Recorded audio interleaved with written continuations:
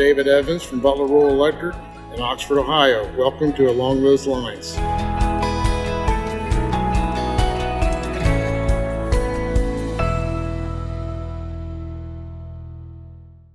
Support for this podcast comes from Precision Hawk, whose mission is to empower enterprises with actionable intelligence. Precision Hawk is committed to America's electric cooperatives. Hi, everyone. This is a podcast about electric cooperatives, the work they do, and the challenges they face. I'm your host, Scott Hoffman. Unmanned aircraft systems, better known as drones, are not a new technology. In fact, the first use of unmanned aircraft dates back to the mid-1800s, and the technology has thrived mainly in military applications since. But commercial and personal drone use began to catch on in the early 2000s, and quantum leaps over the past 5 or 6 years in range, payload capacity, and available sensors have caused an explosion of interest in drones, particularly in the utility industry. Electric cooperatives, whose rugged territories and unique operational needs are ideally suited to the capabilities of drones, are leading this trend. Here to discuss how co-ops are pushing the limits of unmanned aircraft and where this promising technology is heading are Stan McHann, NRECA's Senior Research Engineer and the association's lead on utility drones, and Bill Hovanec, GIS lead at Sangre de Cristo Electric Association in Colorado. Stan, Bill, welcome to the podcast. Thanks so much for coming on. Yeah, it's awesome to be here. Thanks for having us. All right, so Stan, I want to get a sense of sort of the history of how drones have sort of found their way into the utility industry. You know, it's a technology that's been around quite a while, but something has happened in the last 5 or 6 years that changed that equation. Can you kind of walk us through that?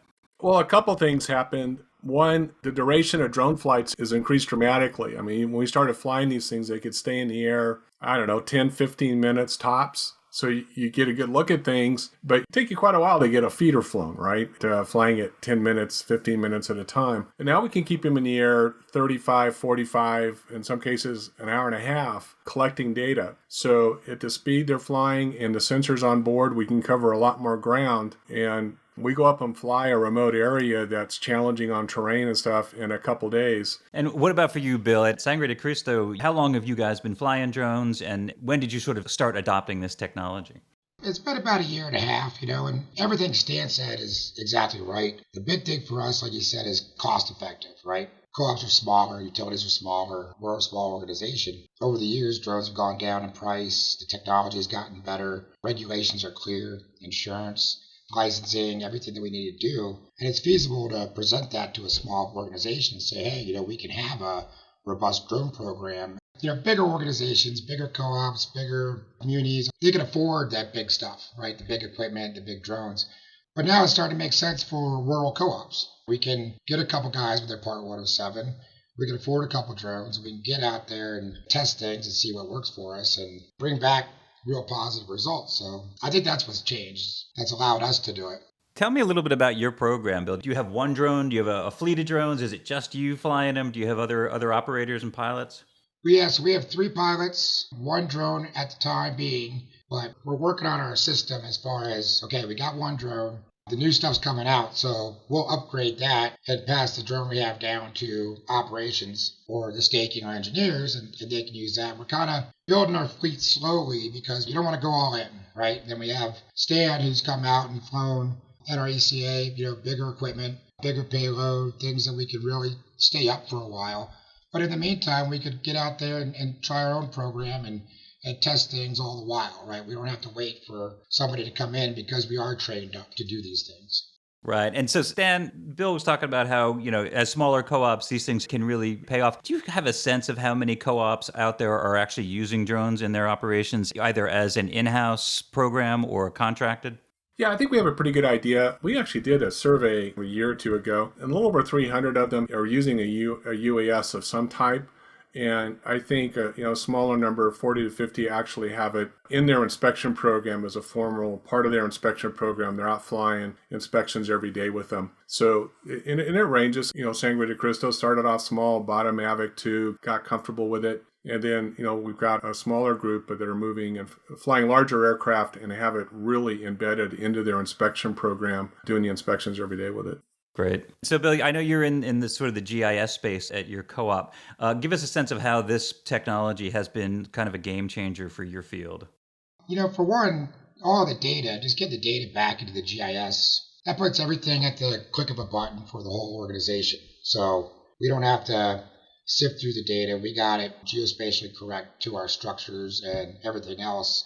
So operations or even the line guys, they can pull up that picture of what we've seen. Just for example, they can load their truck with everything that they need before they even head out.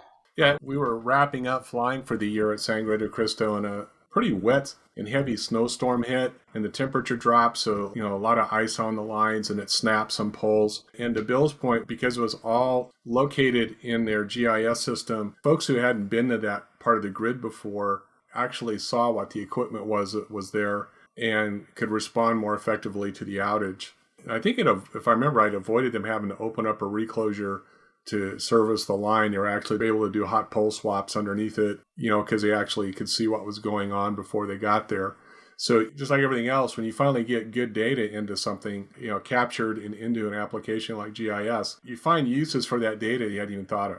That's a great segue into my next question, because I know that drone makers have been improving the sensors and the accessories that go with these, better cameras, longer flight times, heavier payloads. Stan, can you give me a sense of how co-ops have sort of shaped those improvements and how those changes have improved not only safety but reliability at co-ops? Yes, we do work with DJI and other UAS manufacturers and sensor manufacturers. Bill saw my trailer show up at his co-op, and the whole back end is nothing but a hangar for UAS and a lab for sensors, right? We've actually given a lot of feedback to all of the platform manufacturers and sensor manufacturers on how to improve costs, how to improve flight times, how to improve safety. The M300 now can fly on 3 engines. So if you have an engine failure with an M300, you can get it on the ground safely, where you couldn't do that with the earlier multi-rotor platforms. Sensor cost has dropped. The cost of a LiDAR sensor has dropped significantly, along with the back-end processing cost. So LiDAR is starting to become a realistic option for a lot of co-ops now. The RGB sensors are super accurate. The new H20 camera, for example, I'm starting to fly, has laser rangefinders on it. So as I'm going by, I can actually double check the accuracy of where that pole is with a laser rangefinder and get it marked centimeter accurate. So, another advantage of us doing the inspections with this is we're starting to hand back asset data that's really valuable to the co-op. So, we're very much involved with all these vendors. It's about safer platforms, longer flight times with the imagers that help our co-ops achieve inspection data they've never had before. On those vendors, we've drawn up more and more interest as time goes by. A lot of people that like to come up here and see what we're doing. So, Bill, give us a sense of how your kind of maturity with this technology has evolved since you started the program. Have you found fixes that were not even necessarily part of the specs of the devices and the sensors? Absolutely. We're discovering functionality with drones and use for them in our GIS and everything every day with what we're flying. The LiDAR especially, right? I think our big ticket item is wildfire mitigation. And as we're going up, we're collecting that data. It's like, well, we can sit there from the computer and see who's on our pole and who's not, right? And if we're charging or not charging accordingly, we can look at road crossings and measure them from the computer and not have to go out there with a big stick and see if this is within specs, right? And then even down to like our regular inspections, boots on the ground inspections that we do and every co-op does as well, right? We're looking at how we can integrate the 2 platforms and have them all in one and not using all these piecemeal, all these softwares together and having so many vendors. We need multiple, but we don't need a dozen of them to do this kind of work. Correct me if I'm wrong, is the use of drones, did that sort of start with damage assessment during outages? Or Stan, was it more like just co-ops trying to figure out how to survey their systems in more of a routine way? Would you say that outages were the spark that really got people interested?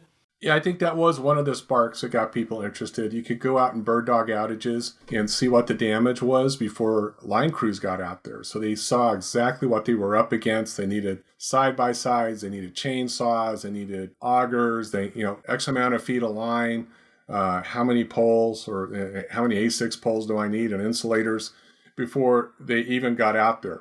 So that was a huge factor in speeding up outage restorals. So that kind of got things started. It also fit into the early drones capability where it could only stay in the air 15, 20 minutes. You're still capturing high value data.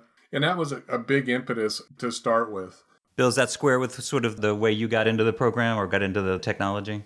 Yeah, the more I've learned about this, the way I can kind of see our transition and how those bigger storms and major weather events have transitioned into the things that we can do. In Colorado, one of the big things is for wildfire mitigation and our inspection program. But like what Stan said, major weather events, you can't get out there. You might not have access to get out there for a while, right? Even looking for the stuff that you need, you can also go to see what's still standing. Is there a way to get some things turned on quicker while you're rebuilding this stuff, because you can get an eyeball on it.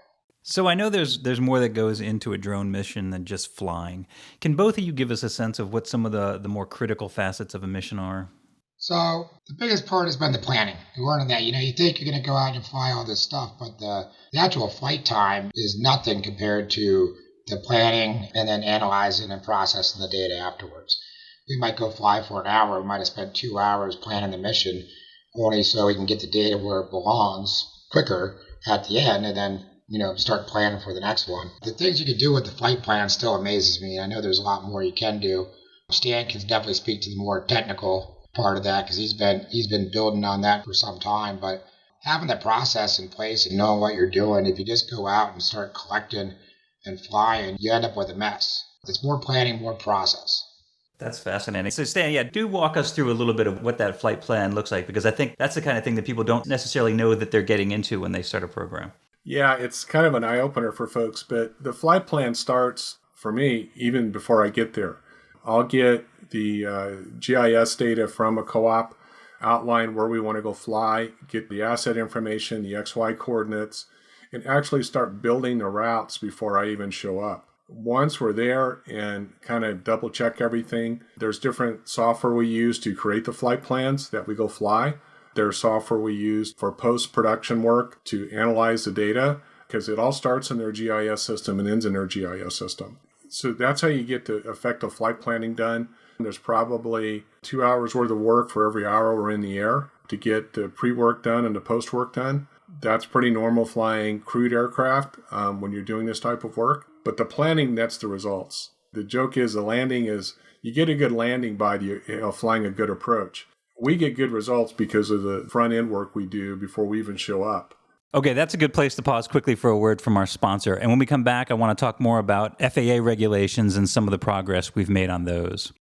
Along those lines is made possible by Precision Hawk, who wants you to know that they are available to partner with America's electric cooperatives no matter where you are on your journey to improve safety and reliability with the utilization of UAVs. Precision Hawk provides turnkey solutions to support training, data collection, data analytics, and reporting in conjunction with their software solution, Precision Analytics, developed to streamline workflow for the utility industry.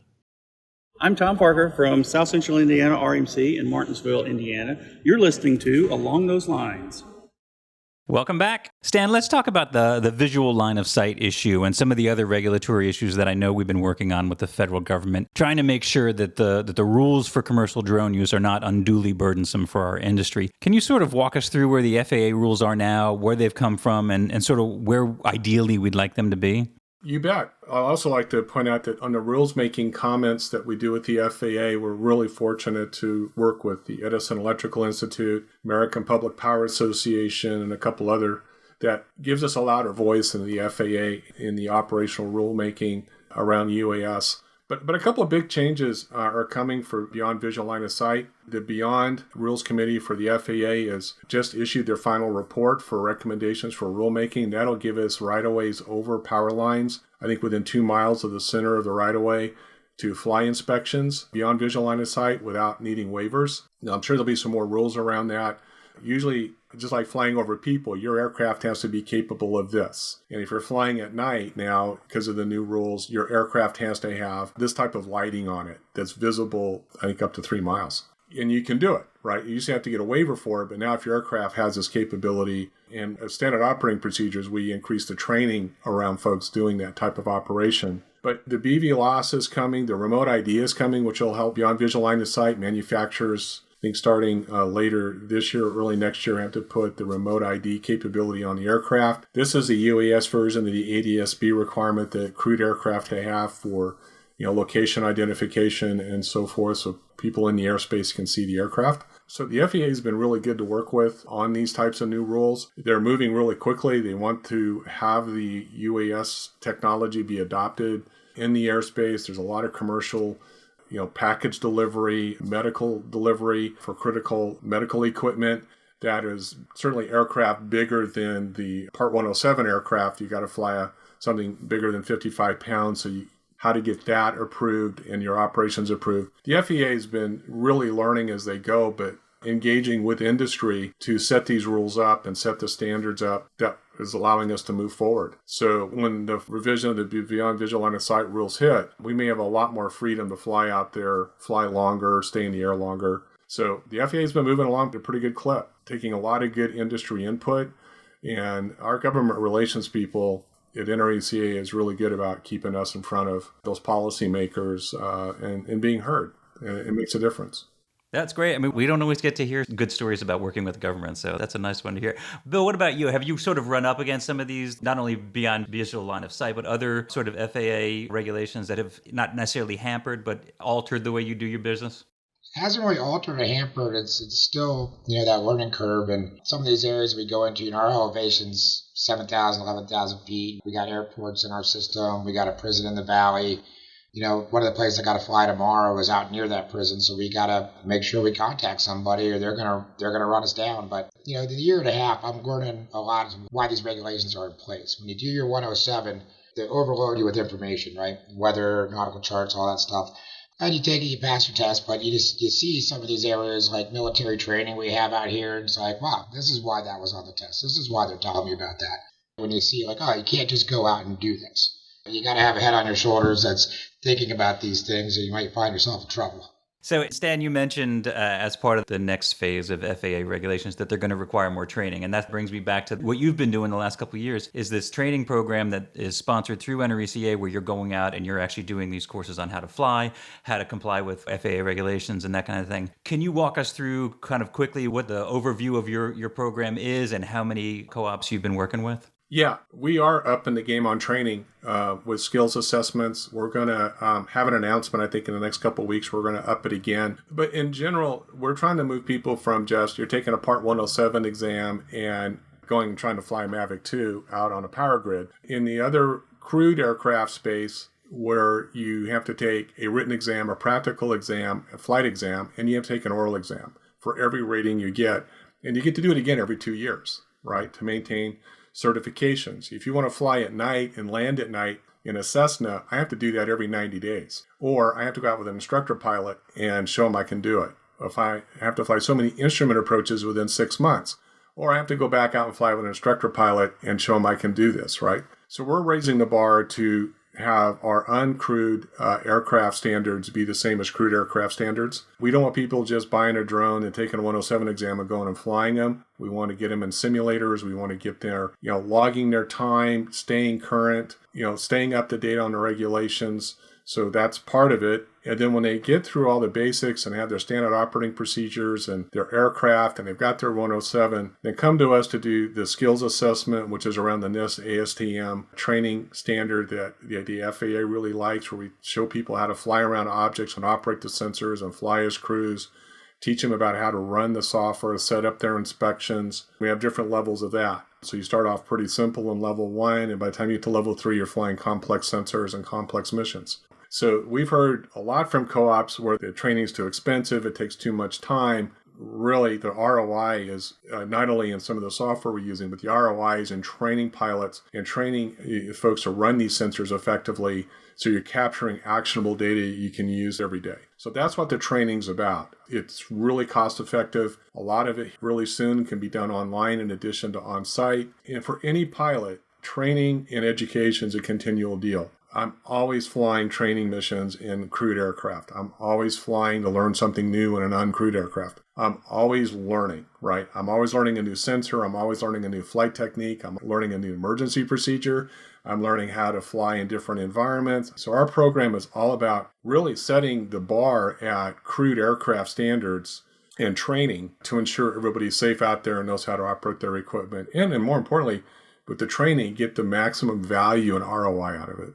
Bill, have you taken the training, or have you done other training similar to what Stan was talking about? I would say I'm currently enrolled. Every day with Stan is training. Even as we're doing stuff, he'll always blindside you with questions from the Part 107 and this and that, or we see an example. But For the assessment skills, we've done a lot of technical stuff in the yard and this and that are very, very similar. The assessment skills course is a much bigger thing, and I'm hoping to get to actually do that and run through that. But we also have simulators that there's dozens of those different ones you can do. It's like, you can just plug it in right on your computer and work on things that way. Being out in the field and flying stuff has just been learning as we go, right? I'm constantly learning everything out there. Doesn't seem like a day goes by with the flight planning and process and things that you don't anticipate, right? And what do you learn from that when you're out there in the field and wind shear comes out or the weather picks up while you're in flight? How to handle and respond to, to an emergency or just a situation. And also having that pre-safety, post-safety stuff in plan and being organized with the right way to do this whole process. I know that there are privacy concerns, there are property rights concerns associated with flying these drones. You mentioned, Bill, about flying near the prison and flying near neighborhoods. I wonder if you could both sort of talk about some of those challenges. What do you do to mitigate them? What do you do to diffuse situations when someone comes out and wants to know what you're doing flying near their property? We've had more friends than I thought we would.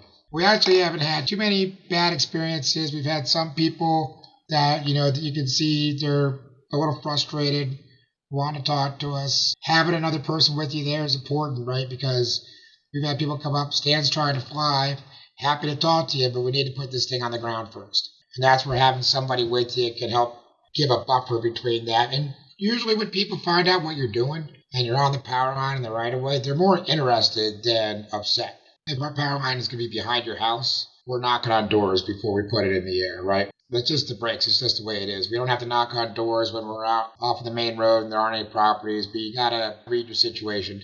Just because maybe somebody's not home, you think you can go fly that pole real quick. Well, you might scare the crap out of somebody that's sitting there in the kitchen and this thing comes buzzing by. So, and be prepared for them to be upset if you didn't come and do your due diligence first. And the bigger aircraft are noisy, right? So an M300 going by is something you're going to notice. And I have actually politely declined to fly areas where when I got out there and looked at it, one area comes to mind where power line was right down the middle of this housing development, and I'd be flying over backyards on both sides of the line. I asked the guy with me, did you call these people and tell them we're going to be here today? Well, no. Did you post on your Facebook or social media that we're going to be here today? No. And I went, I'm not flying here today because I could see it would really upset people. They don't know what you're looking at. I mean, it looks like you're flying over the power line, but these are really good cameras. And, their natural reaction is going to be, we're not using it for the power line. We're looking at what's going on in our lives. So, there's times where I've actually said, okay, we're going to regroup here and go out. Sangre de Cristo was awesome about, evangelizing in their newsletters and everything else where we're going to be.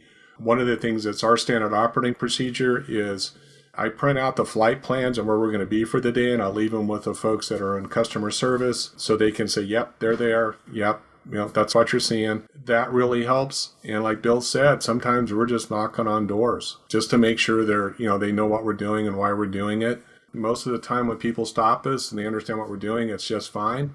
And, we've had a couple where it was pretty tough. But at the end of the day, we're able to talk people through it and they're okay with it. But you got to evangelize what you're doing or you're going to have more confrontations than you want. And that goes back to the process of the plan, right? Having the wherewithal to give the people up front on the phones that data before we leave. Maybe you don't think about it, but as soon as you have an incident, you'll remember to do it the next time. Yeah. If you could just put your crystal ball in front of you and give me a sense of where you think this is going for our industry. Is there going to be a drone on every bucket truck? Are there going to be drones flying around all the time that are automated and sending back data? What do you think, Stan?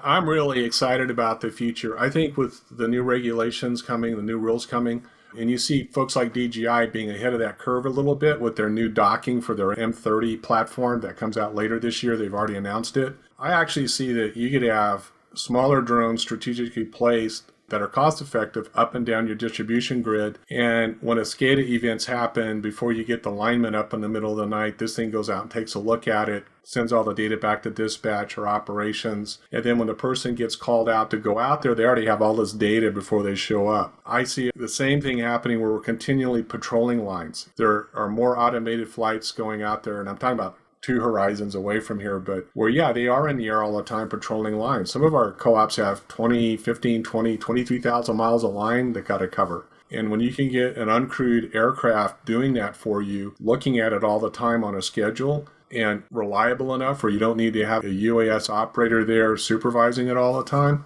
that's got real potential, and that is coming. It might be 5 years from now, it might be 10 years from now before all that comes to fruition. But you can see by the products being delivered by DJI and others, everybody else thinks it's going that way. Whether you're a utility line or a pipeline or, underwater inspections, they're going to become more and more automated. What about you, Bill? What do you see happen at Sangre de Cristo? Well, we're going to continue with our drone inspections and our right-of-ways, but, we're even looking at it for new right-of-ways and just, imagery that we can do on subdivisions and stuff where like Google isn't up to date, but we have roads cut in. We can start getting that information out. Agencies like, the Forest Service, BLM, stuff like that, right-of-ways, we can hand over mass amount of data to them, right? So they have requirements. We'll give you more than what you're asking for. We can use it for that, but even, the 10-year horizon or even more so, right? Can the drone start flagging when it sees that something's wrong? Because it's seen enough good stuff. Can it automatically say something's different about this one than the rest of them I saw? But that's the future. Well, it is fascinating. Thanks so much for being on the podcast. Hey, thanks for having us. Yeah, let's do a live one from the field next time we're actually out operating. I'd be up for that. And thanks as well to you, our listeners, and to our sponsor, Precision Hawk. For more on this and other podcasts, visit us at electric.coop. Until next time, for Along Those Lines, I'm Scott Hoffman. I'm Sean Van Slyke from SEMO Electric Cooperative and Go SEMO Fiber in Sikeston, Missouri. Thanks for listening to Along Those Lines. Subscribe and rate us on your favorite podcast app.